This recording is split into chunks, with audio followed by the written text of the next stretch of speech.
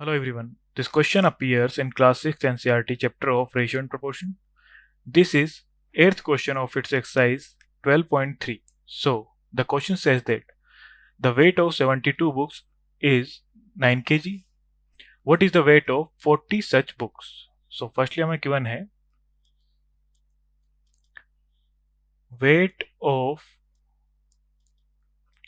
72 books.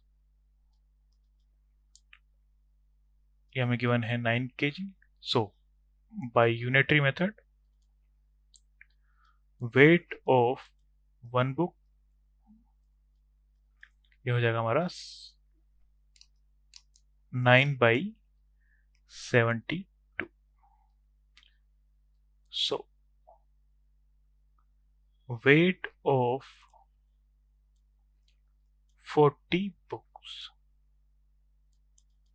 so होगा 9/72 into 40.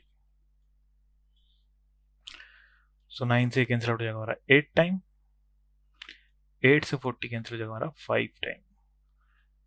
So the answer will be 5 kilogram. So weight of 40 such books is 5 kilogram. That's our final answer. Thank you.